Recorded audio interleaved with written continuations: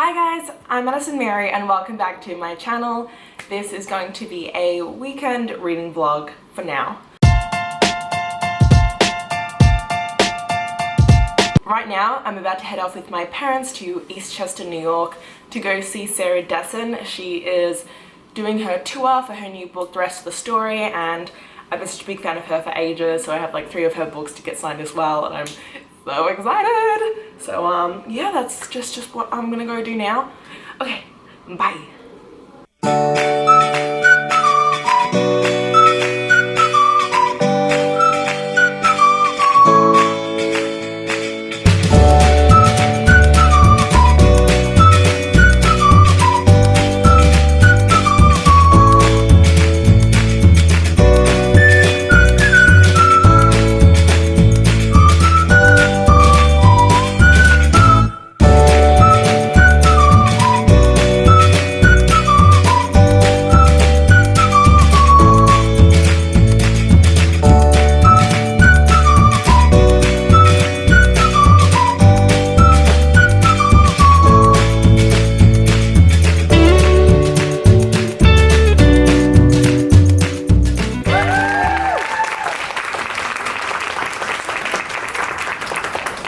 Thank you. Hi, everybody. Thanks for coming out. I'm sorry, I look a little crazy because I came, where did I come from? I came from Massachusetts on the train, and then the driver told me that I had gone too far. I'm not used to trains because I'm from North Carolina. We don't have a lot of trains down there. So he told me I was on the wrong train, so I was like going to jump off the train with my luggage and race here, but he was wrong, and then he was at the wrong station, and so then I ended up having to get an Uber, so that's why. Oh my God, hey, Cara! Sorry, I have family here.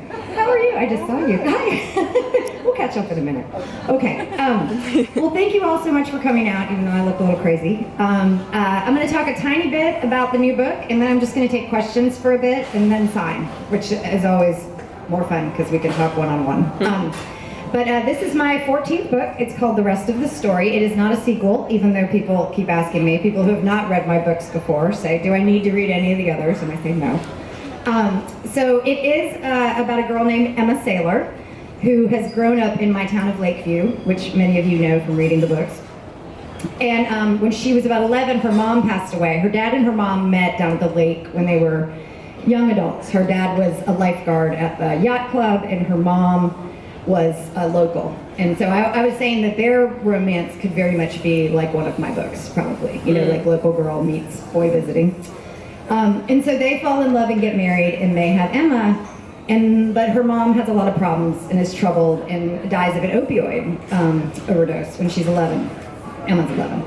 So she doesn't really know her mom's family at all, and as the book begins, she's, through various circumstances, is having to go and stay with her mom's family for about 3 weeks, not knowing any of them. And I love that idea because I do have a very large family. My cousin is here. So I have this very large family, and I can't imagine what it would be like to not know them, but then to discover them at a certain age. I think growing up for Emma in particular, she's an only child.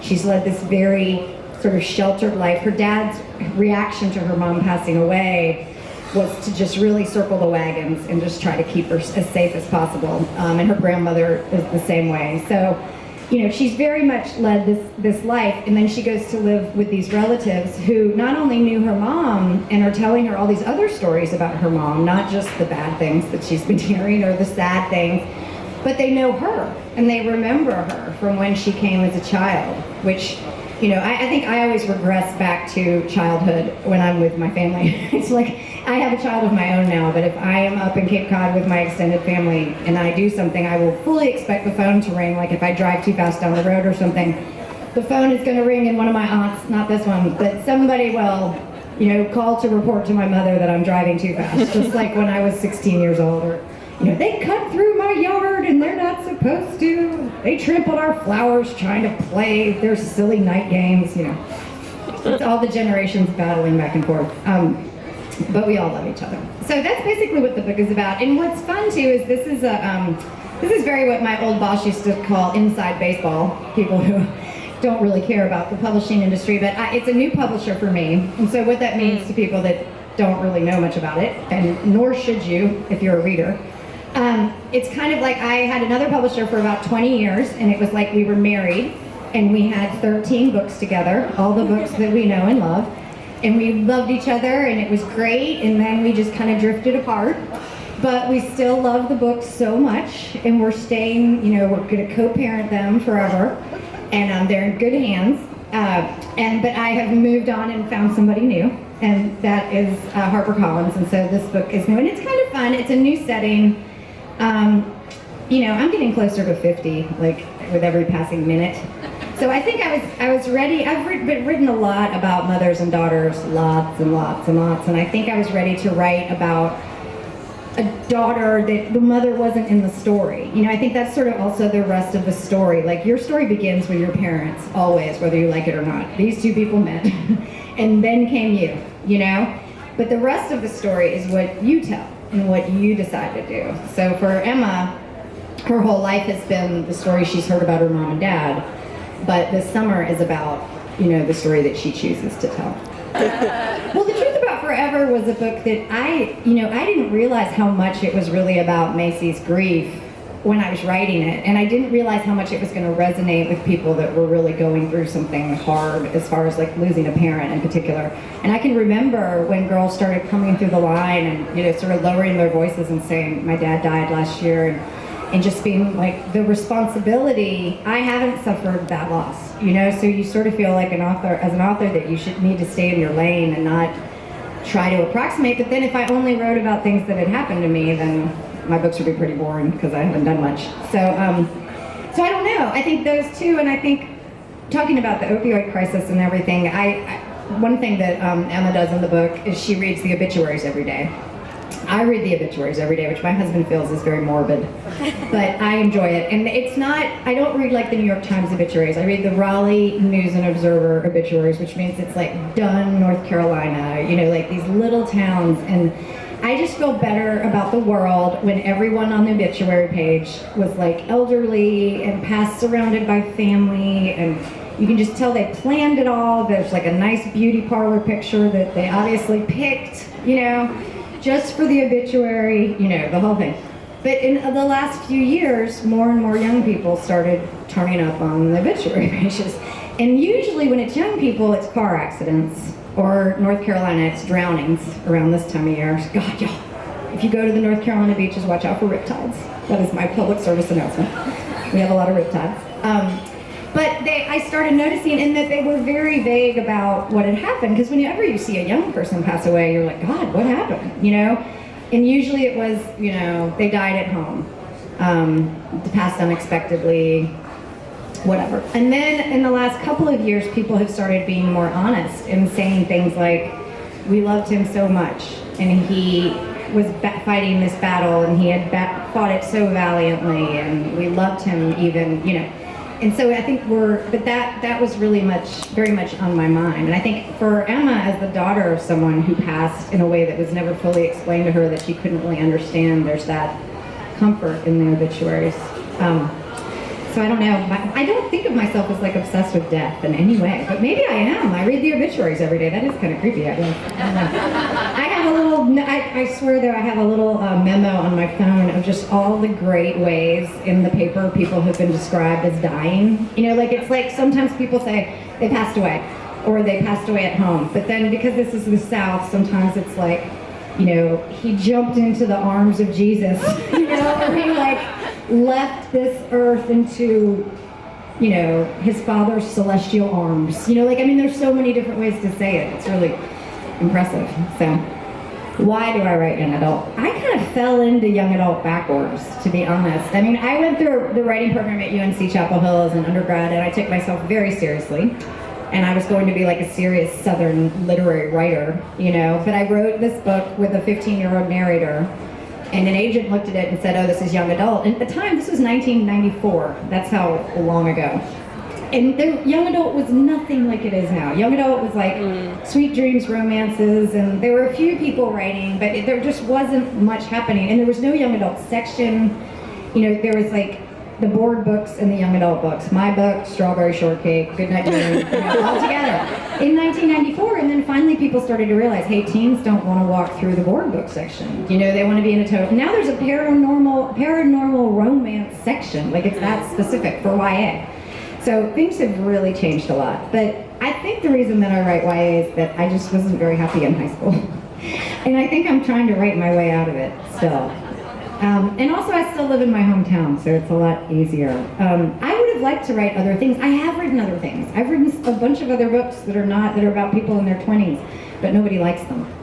As far as like the people who make the decisions.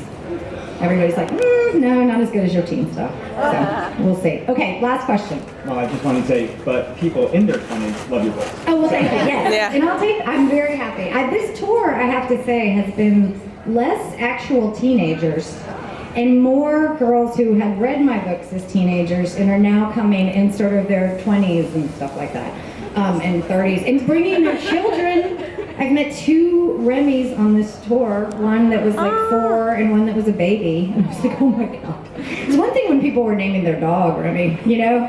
Now they start naming their children that. It's a little terrifying, but also very flattering. Yes? I don't know if this is public information already, but are any of your other books being turned into movies? Because How to Deal is still one of my favorite movies, and I just turned 30 and I still read all your books. Well, 3 of them just got options. I don't know if people knew. I'm just assuming people know about it. I'm not bragging about it as much as I should, probably. Yeah. So a couple of weeks ago, right before BookCon, so this was like June 1st, Netflix has optioned Once and For All, Along for the Ride, and This Lullaby. And they're doing Along for the Ride first. And I think the idea is that it's going to be 3 standalone movies, but that the movies are going to have cameos, like the movies are going to be interconnected the way the books are interconnected. And it's kind of terrifying because, you know, How to Deal was 2003 in a very different studio system. I mean, the streaming has changed everything, but the thing that I'm hanging my hope on with this is that the woman who orchestrated all this, who came to me and said, I wanted to have a meeting with you about these books, she read the books in high school. And she brought her copies to the meeting, and I thought, well, you know, they're in good hands, at least. Yeah. So we'll see. I don't know. And, you know, there's interest. I think it's because of Jenny Han and Julie Murphy and all that stuff. There's more interest, so we'll see. We've just been sort of sitting here quietly hoping somebody would be interested in the books, and now, you know, Jenny and Julie just knocked the door down for the rest of us. So That's true. It's awesome. We're really grateful. Okay, I'm going to start signing so I can get to Canada. That you can do on your way out. I'm so excited to meet you. I was listening to a book on that. So I kind of get a little bit more better. Yes. Did you have fun? Yeah, I loved it. And I actually was from Indiana, so I felt like I flew down to my house and stuff like that. Oh my gosh, that's so sweet. They meant so much to me, especially with the emotional fans. I'm just along for the ride.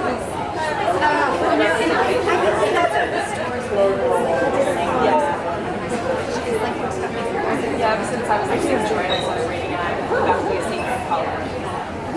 Do you want to post for a photo? Thank you.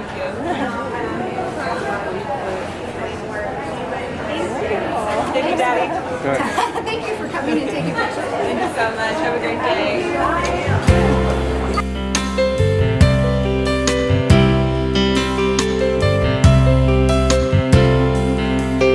It is Sunday. Didn't read anything last night, but we are headed to the Hamptons today. So I'm going to hopefully read in the 3 hours it takes to get up and 3 hours it takes to get back. So we shall see. If anything, it's just going to be some great footage for you guys, and yeah, that's all for now. Bye.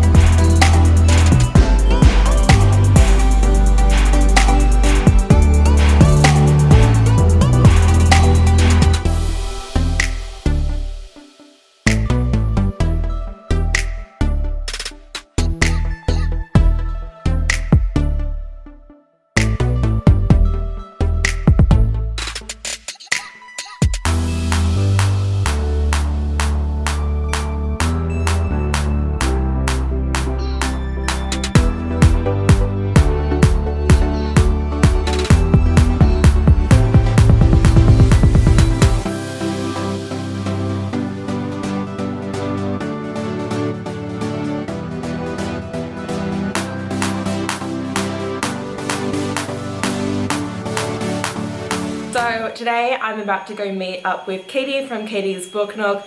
We're meeting up at Penn Station, and then we're going to be going to Books and Magic and also the Strand. Just kind of exploring New York. It's not the nicest day here today, but you know, I'm still super stoked to see her again. I haven't seen her since BookCon, and so it should be super duper fun. Let's go.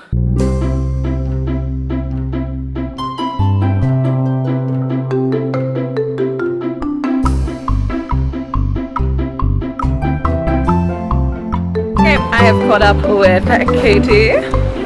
And we are at Books and Magic. Let's do this.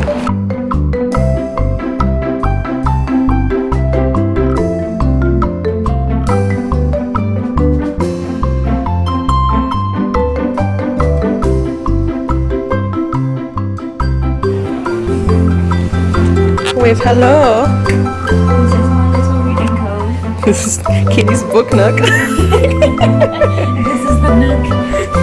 that she reads in her books.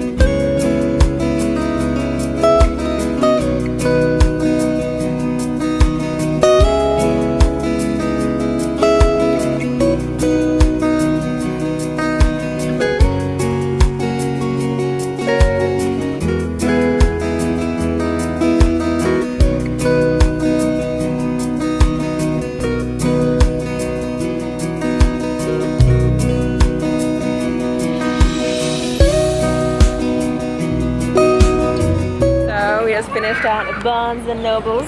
Yes. We have been doing many things today. What time is it? It's like 5 o'clock. Yeah, like 5. Yeah. We've had a long day. Yeah, and now someone's gonna go bye-bye. Cause where you going tomorrow? Punta Cana. Hey. And then I'm just gonna go home, edit, do some homework cause life sucks. Oh, you have homework. That's Bye. Good morning. So it is Tuesday now. I know these last couple of days have been kind of a bit of a mess vlog-wise because I haven't really been talking to you guys about what I've been reading.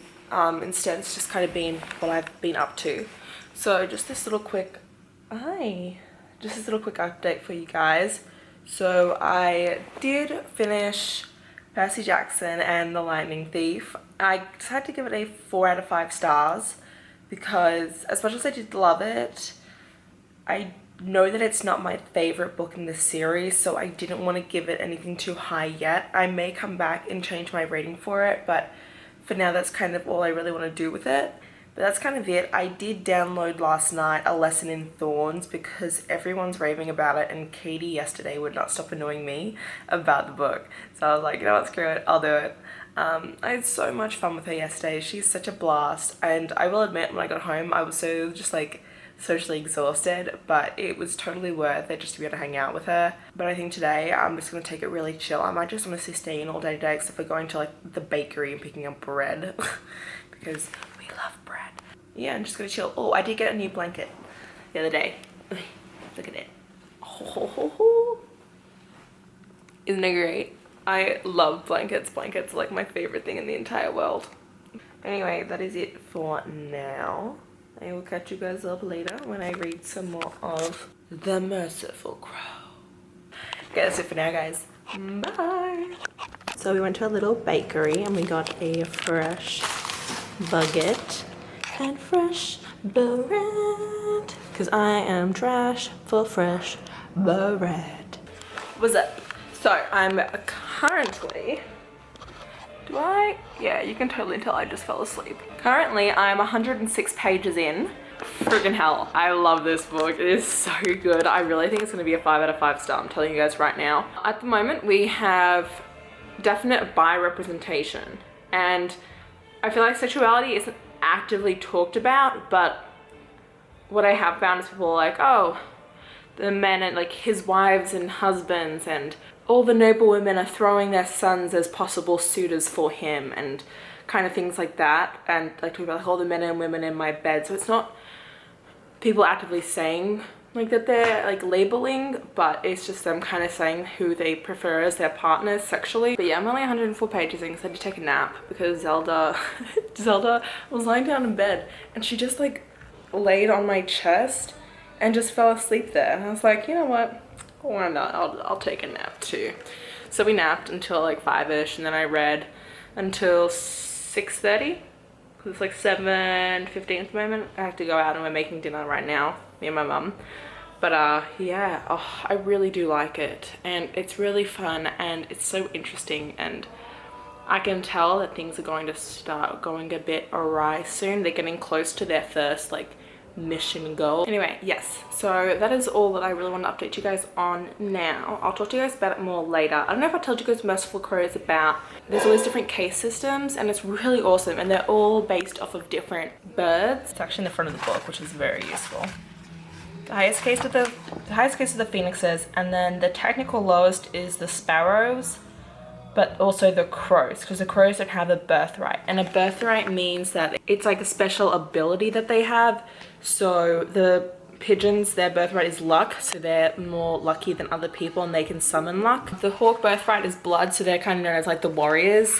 But the crows don't have a birthright, but instead they are unable to be like killed by the plague, and there's a plague that's in the kingdom, and unless the crows like instantly, like once a person dies, unless they burn the body in a pyre, the plague can spread throughout the entire town, and like it just completely irradiates the town itself because of like it's an illness. And at the beginning of the story, they get summoned to the capital, and it turns out that they have collected the body of 2 boys, and they find out that one of the bodies is the prince. And so, you know, they do their whole thing and take these 2 bodies away, and then when they go to burn them, it turns out that they're alive. It's the prince and his body double, and turns out the current queen is trying to kill the prince so that she can take over the throne and be like the main ruler, and so he's planning to overthrow her and has kind of enlisted the help of the chief. So that's kind of what the story is about. I don't think I mentioned that to you guys yet. Since I took a nap earlier, I'll definitely end up reading more tonight, but yes, that's kind of it for now, and I'll catch you all up later. Bye! This is the reason why I never finish reading. Oh, so now that I film, you get off me. So I haven't read any more today because she sleeps on me all the time and I can never read because I don't want to move her. But I'm gonna try and read some more now, but I probably won't update you guys again until the morning.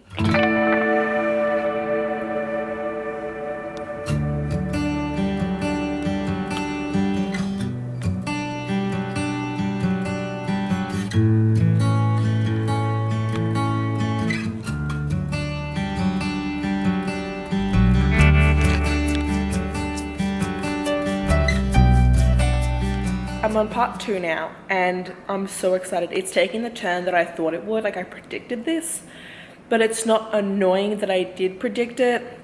One of the characters just died. I'm so glad that they died.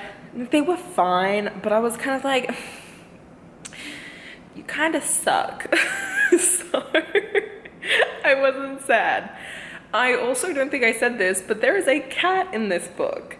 I don't know if we're going to be seeing it from this point onwards because I don't know where it is, but it was in the entire first part and it's great and it's so cute, and Fee calls the cat Bath, so that's great. But yeah, I'm kind of like iffy right now. I just posted my manga for beginner video and it's not doing well. Like it's doing really bad, like on the YouTube like analytics, like it's all like the down arrow, and it's kind of like disheartening me, but my friends have been really supportive about it, so it's been nice. But it still kind of sucks that it's just not doing as well as I really hoped it would, because it was a video that I had a lot of fun making and one that I really like. I loved it, and it's just kind of sad that this video that I really do love is not doing as well as I would like it to, so it kind of sucks. Anyway, catch you guys later. Bye. Well, it is 1 in the morning. Is that right, baby? I don't know. I'm too lazy right now. And I've read nothing more than what I already read today. I'm on page 192. I was trying to get to page 200 and then I fell asleep. My reading's just been a bit off this month. I mean, it's a lot better than it was last month. Like May, I only read 1 book because I was studying, but I don't know, since marathon I've only read 2 books, which is not bad. Like I'm not like angry at that or anything. It's just I was hoping that my reading would be a bit more than what it currently is. So that's gonna, but all I can tell you is that so far I'm like a little over halfway and it is amazing. I'm so excited. Like, pre-order this book. I mean, I haven't finished it, but like you're gonna want to pre-order this book. Like I've been telling everyone so far that it is amazing. So bye. Good morning. Did I read any more last night? No. Are we surprised? No. So it is, I always sit on the floor, I feel like nowadays. She's so needy. But yeah, I'm going out to my mum today just to do some errands, going to eat some sushi for lunch. That's kind of it for now, and I will talk to you guys later. Bye. Obviously I haven't read any more today. I've just been out with my mum literally all day. We spent out there. It was crazy. It's been kind of crappy weather here. It was like muggy and rainy, so my hair's kind of a little bit but I kind of love it though at the same time.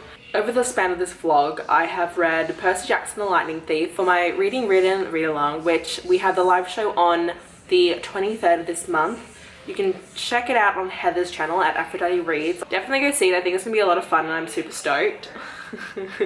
Hi. But I really love reading it. I decided to give it a 4 out of 5 stars because, like I said, I think there's just other ones I'm going to love more, and it feels like the beginning of a series. It was Rick's first book, and you know, it reads more middle grade than the rest of the books do, and so that's just a different thing. I'm currently reading Merciful Crow. According to Goodreads, I'm 51% through, which is awesome. And yeah, that's it from the two of us. I love her so much. Yeah. Being a cat mum, Zelda turns 2 this August and my life has been so much better with her. So I hope you guys enjoyed this video. If you did, please hit the like button down below. If you want to see more of me, please subscribe to my channel. And until next time, thanks a bunch guys. Bye!